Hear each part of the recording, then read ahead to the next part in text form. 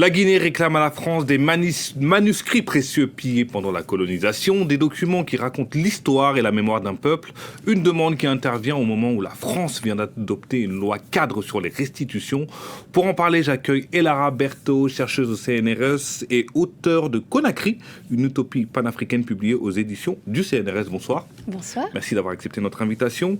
Alors, je le disais, ces manuscrits réclamés par la Guinée, d'où viennent-ils exactement et dans quelles circonstances ont-ils été pillés pendant la colonisation ? Eh bien, parmi ces demandes de restitution, l'objet iconique, c'est l'objet appelé le Coran de Samori Touré, conservé aux Invalides, au musée de l'armée en France. Il a appartenu à Samori Touré et il l'a emporté, ça fait partie des rares objets qu'il a emporté dans son exil au Gabon et qu'il a confié à son geôlier, le capitaine Tambourini. Et à la mort de ce capitaine, sa veuve l'a légué en 1955 au musée de l'armée. Cet objet n'a jamais été expertisé, jamais numérisé, jamais exposé. En France, il n'est absolument inconnu, il était dans des réserves, alors qu'il est absolument iconique pour la Guinée. C'est un chef-d'œuvre de l'histoire intellectuelle du patrimoine guinéen et il ferait vraiment sens qu'il puisse retourner en Guinée, qu'il puisse être lu, commenté, admiré par les populations guinéennes dans un futur musée du livre de Conakry qui ouvrira en 2030. Et justement, où en sommes-nous dans la négociation pour le retour de ces manuscrits en Guinée ? Est-ce que c'est en bonne voie ? Est-ce qu'il y a des discussions acharnées avec la France ? Eh bien, Monsieur Moussa Moïse Silla, donc le ministre de la Culture guinéen, vient tout juste de faire une demande de restitution formelle de ce Coran de Samori Touré, qui est en fait une succession de commentaires coraniques, de tafsirs, improprement catalogués Coran, comme d'ailleurs énormément de textes en France, très mal catalogués. Tous les textes en arabe ou en adjami, c'est-à-dire en manka ou en poulard noté avec l'alphabet arabe, sont la plupart du temps improprement catalogués comme des Corans, tout simplement parce qu'ils n'ont jamais été lus. Et donc Moussa Moïse Silla vient tout juste de faire cette demande auprès de la ministre de la Culture française. La France a maintenant 2 mois pour constituer une commission mixte guinéo-française et ensuite rendre un rapport entre 6 mois et 2 ans. Donc nous avons bon espoir que cette loi qui vient tout juste de passer et qui a été pensée en direction des objets et plus précisément des statues, des œuvres d'art dont on a plus l'habitude, disons comme celle du Bénin qui ont été rendues récemment, mais on oublie la plupart du temps les objets intellectuels, les objets livres, les manuscrits, et ce serait une première, ce serait le premier livre rendu en Afrique, et donc la Guinée espère pouvoir faire un effet boule de neige, pouvoir inspirer d'autres demandes de restitution qui pourraient permettre de réécrire des histoires intellectuelles globales qui puissent réinsérer l'Afrique de l'Ouest, par exemple, dans des circulations islamiques globales qui vont du Maroc au Levant ou au Caire et qui permettent de montrer et d'attester des circulations intellectuelles dans la très longue durée qui vont bien au-delà d'un face-à-face entre la France et l'Afrique et qui vont bien au-delà des clichés sur des chefs de guerre sanguinaires qui seraient illettrés. Ces objets, comme le Coran de Samori, racontent 2 choses, à la fois des circulations globales et racontent également des mondes lettrés, c'est-à-dire que ces chefs de guerre avaient, dans leur notabilité, c'était important pour eux de se déplacer en guerre avec ces objets-là.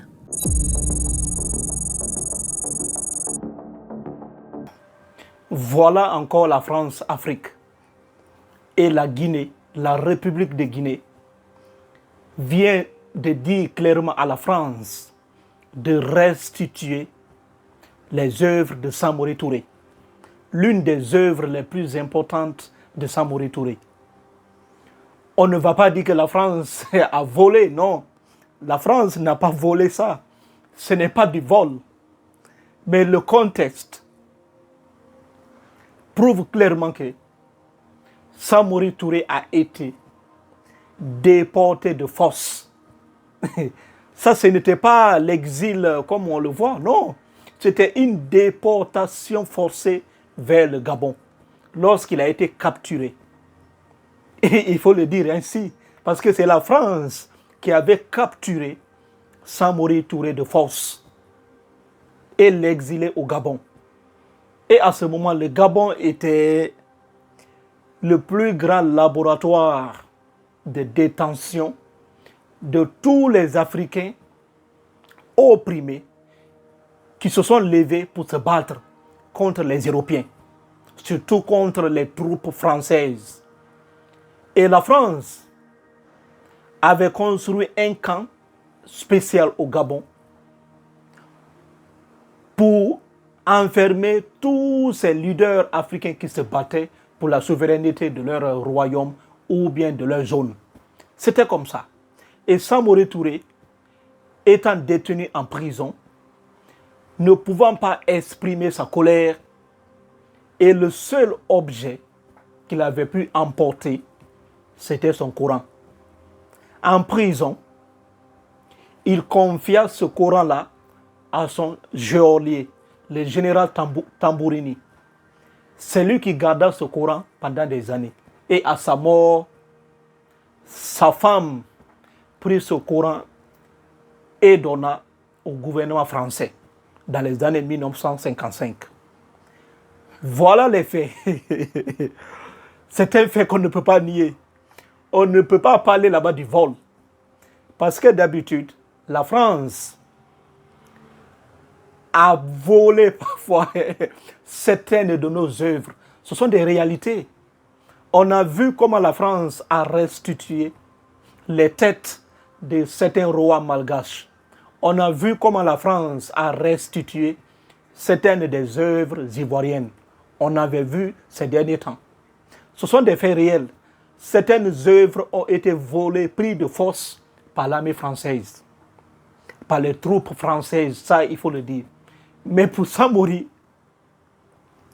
on ne va pas parler du vol là-bas, mais on sait quand même que c'est la femme du général Tambouni qui aurait donné ce Coran-là au gouvernement français de garder. Et jusqu'à présent, ces livres précieux est là-bas. Et la Guinée demande la restitution de ce Coran, de ce livre extrêmement important. L'un des héritages de Samori Touré. Samori Touré aimait énormément ce Coran. Donc la France doit restituer. Voilà un point très important à connaître.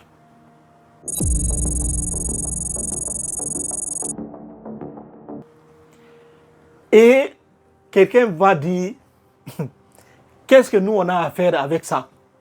L'Afrique n'a pas besoin de ces œuvres.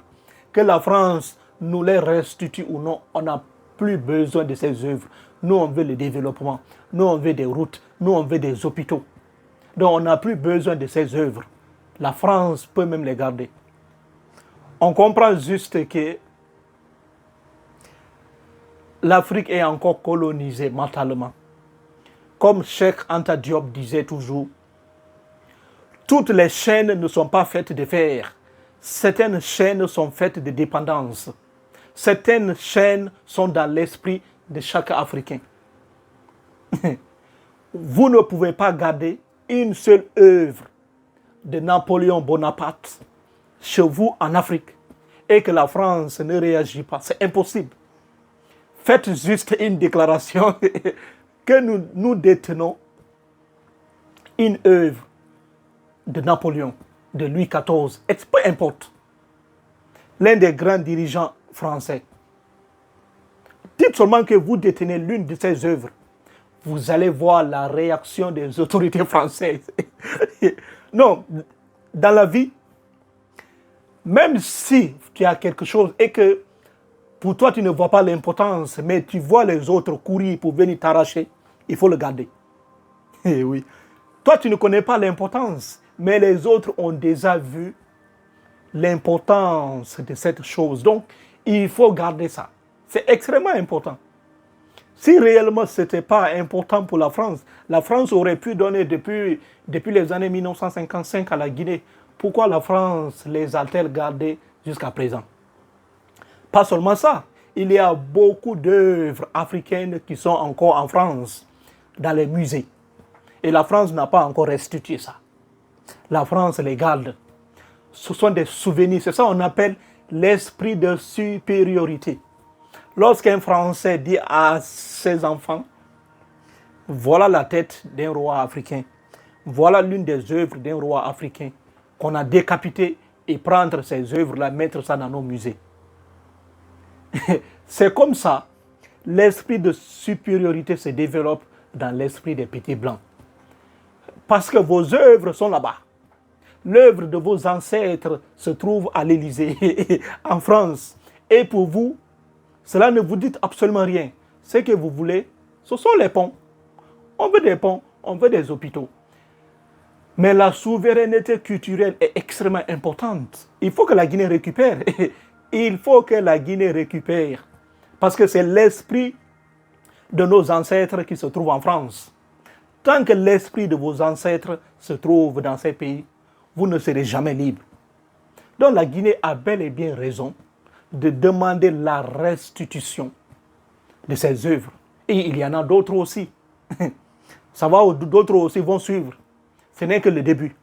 Donc, il ne faut pas dire on veut des ponts, mais aussi réclamer l'œuvre de vos ancêtres. Parce que ces derniers temps, la France a complètement changé. Ça, il faut le reconnaître. La France a complètement changé, surtout la loi française qui permet aujourd'hui de restituer les œuvres africaines qui sont en France. C'est sous Macron, c'est sous Macron qu'on a vu ça. Parce que Macron a donné son feu vert pour que l'Afrique puisse récupérer toutes ses œuvres. C'est une réalité, il ne faut pas nier. Ce sont les œuvres de Macron. Donc on comprend très bien que ça commence à être extrêmement chaud pour la France. Et la France doit restituer toutes ses œuvres. Ça, c'est un point extrêmement important. Un autre point aussi que je vais signaler avant de fermer cette vidéo.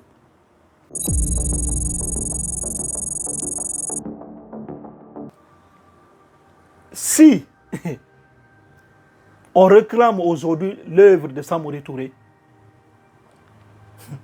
c'est que l'Afrique, on est encore extrêmement en retard. L'Afrique a perdu énormément d'œuvres. On voit le cas de Samori Touré. Qu'en est-il des autres qui sont décédés en Afrique, qui n'ont pas été déportés? Toutes leurs œuvres ont disparu. Pourquoi l'Afrique n'a-t-elle pas eu le temps de récupérer toutes ces œuvres et les garder dans les musées? On n'a pas fait. Ça veut dire que si la France n'avait pas récupéré ce Coran, on ne parlerait même plus de ce livre. Ces livres déjà seraient déjà sous terre depuis des années. L'Afrique a perdu énormément d'œuvres. Donc la France, d'une autre part, a gardé ses œuvres. Parce que ça restait dans la main des Africains. On ne parlerait plus d'œuvres. Ce sont des réalités qu'il faut dire. Il faut dire la vérité. Si la France n'avait pas pris ce Coran-là n'existerait plus aujourd'hui. Ce sont des réalités. Donc on peut accuser la France. Mais les Africains, beaucoup de pays africains sont incapables de gérer les œuvres de leurs ancêtres. Ça, il faut le dire clairement. Donc, la France va restituer toutes les œuvres africaines. C'est une réalité. Mais comment allons-nous préserver ça? Comment allons-nous garder ça pour toujours? Et comme la Guinée est en train de construire l'un des meilleurs musées d'Afrique de l'Ouest, ou bien d'Afrique, c'est bien. C'est de la théorie. Si ça marche, ça peut énormément aider. Parce qu'on va maintenant garder toutes les œuvres de nos ancêtres dans ces musées. Beaucoup de pays en ont fait. Donc, ce sont des projets qui sont d'abord en cours. 2030 que vous parlez, c'est bien. On va voir 2030. Mais l'Afrique doit construire ses propres musées, sécuriser ses propres œuvres. C'est extrêmement important. Il ne faut pas laisser les œuvres là dans la main des impérialistes. Cela cause énormément de problèmes. Voilà un point que j'ai voulu signaler avant de terminer la vidéo. Abonnez-vous massivement pour ne plus rater aucune de mes vidéos. Merci et merci. On se retrouve dans une prochaine vidéo.